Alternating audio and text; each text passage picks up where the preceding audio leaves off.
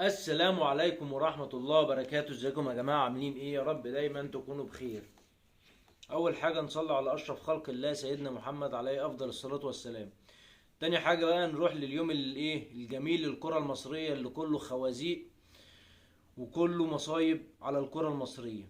بدايتها طبعا خسارة الزمالك 2-0 من الترجي في ملعب الترجي. يعني انا عمري ما شفت بجد فرقة تبقى هي اصلا محتاجه الفوز او التعادل ومفيش اي رد فعل خالص خالص منهم. ومش من الماتش ده، على مدار كام ماتش فاتوا، يعني بقاله مثلا بتاع شهرين او حاجه او 3 شهور الزمالك واقع وقعه ما يعلم بها الا ربنا، ومخيب امال جماهيره كلها. لان انا ما عنديش مشكله او الجمهور ما عندوش مشكله ان فرقته تخسر، لان الكوره مكسب وخساره. انما لازم اشوف في روح في الملعب او في اداء قتالي في الملعب على ان انتوا تحاولوا حتى تتعادلوا او تحاولوا حتى تكسبوا. انما ده ما بنشوفوش من الزمالك خالص في الماتشات الاخيره كلها. مفيش اي حميه على التيشيرت اللي هم لابسينه، ولا عارفين هم بيلعبوا الفانيلة ايه، ولا النادي ايه، ولا وراهم جمهور عامل ازاي. طبعا جمهور الزمالك جمهور كبير جدا واستحمل كتير قوي قوي قوي في الضغط، وبيسبب لهم اذى نفسي وضغط عصبي، وكل الامراض بتجيلهم. بصراحه الله يكون في عونهم ان هم مستحملين كل الضغط والهباب اللي هم بيعملوه لعيبه نادي الزمالك. بجد حاجه تحزن، حاجه تحزن عشان الكره المصريه بشكل عام. ده كله بيأثر على منتخب مصر، ده كله بيأثر على الرياضه عندنا اصلا، بيأثر على الدوري، بيأثر على مستوى الفرق عندنا، على مستوى اللعيبه. فده طبعا احنا ما بنلاقيش منتخب عندنا يلعب كوره اصلا، او عندنا دوري يليق باسم مصر. بجد حاجه تقرف. الزمالك طبعا صعب مجموعته لان من 3 ماتشات ما خدش غير نقطه واحده، فلا بديل عن الفوز في ال3 ماتشات الجايين، وده امر طبعا صعب. هو مش مستحيل بس صعب، لان الترجي جاي لك عندك هنا. الترجي فرقه لا يستهان بيها. اقل واجب ممكن تتعادل معاك هنا، اقل واجب. يعني صعب ان انت تكسبها هنا بالمستوى اللي احنا شايفينه من الزمالك. لو الزمالك في حالته يكسب الترجي رايح جاي كمان. انما اللي احنا شايفينه من الزمالك او من لعيبه نادي الزمالك في الايام دي لا يوحي ان هم هيكسبوا حتى اي ماتش من ال3 الجايين. على الاقل ممكن بس يكسبوا المريخ هنا وخلاص، ده اذا كسبوه يعني. انما شباب بوليسداد هناك هيخسروه، وهنا الترجي ممكن يخسروه كمان او يتعادلوه. فلا بديل عن الفوز في ال3 ماتشات. فكونوا رجاله عشان خاطر انتوا بتلعبوا.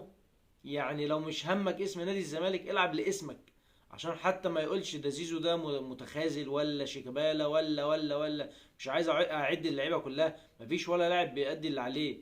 كلها اخطاء وكلها مفيش جمل اصلا، مفيش جمل بتتعمل ولا هجمه بتروح، ولا بتحس ان انت بتلعب او بتشجع فرقه.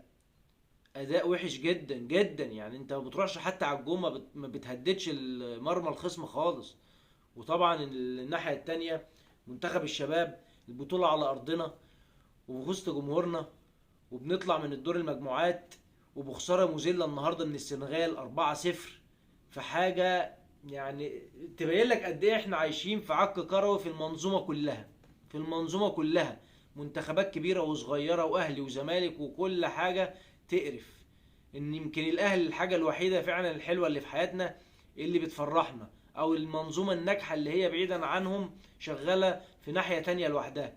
فهي دي الحاجه الوحيده اللي في مصر اللي تشرف بجد، هو النادي الاهلي. طبعا النهارده النادي الاهلي ما كانش اداؤه كويس خالص، خصوصا الشوط الاول كان وحش جدا. مع ان باب ابتدى بدايه نموذجيه، الضغط العالي من قدام على فرقه سان داونز، الفرقه المنظمه المحترمه اللي بتلعب كوره.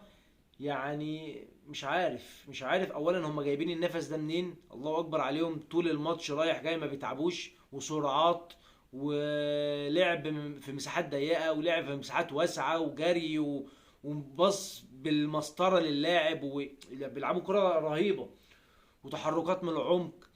فطبعا مارسيل كولر عرف ان هم بيلعبوا او بيبتدوا الكره من تحت وما بيحبوش يشتتوا. ابتدى يضغط عليهم ضغط عالي من قدام، وبدأ يغلطهم في اول الماتش، وكنا هنجيب جون بتاع عبد القادر لولا الجون صدها. فطبعا الاهلي بعد كده ما تفهمش بقى ايه اللي حصل له في بقيه الشوط، تعب ولا ايه اللي حصل، تربله للعيبه كلهم بقوا سكرانين كلهم. هوب الصن داونز جاب جون. بقى 1-0 في الشوط الاول.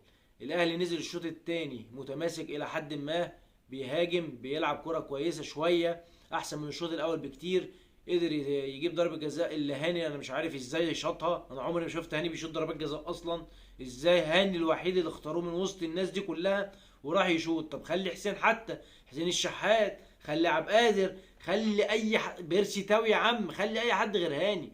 يعني انا مش فاهم إيه الفكره ان هاني يشوط. انا عمري ما شفته بيشوط ضربات جزاء.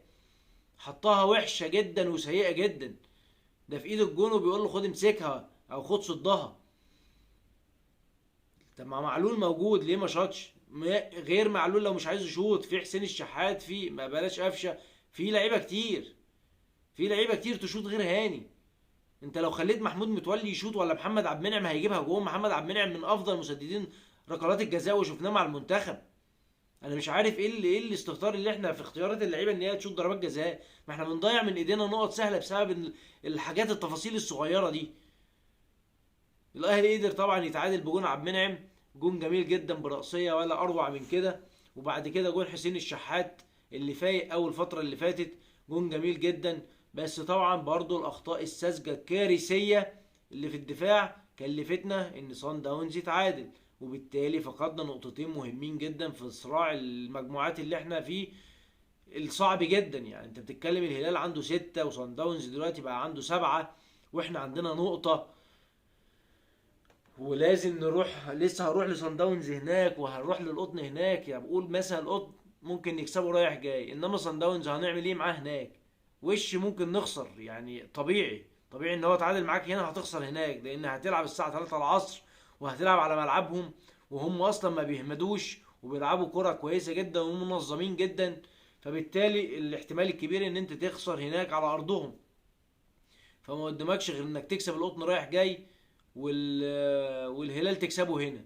ادي 9 نقط، يبقى عندنا 10 نقط نضمن الصعود ان شاء الله.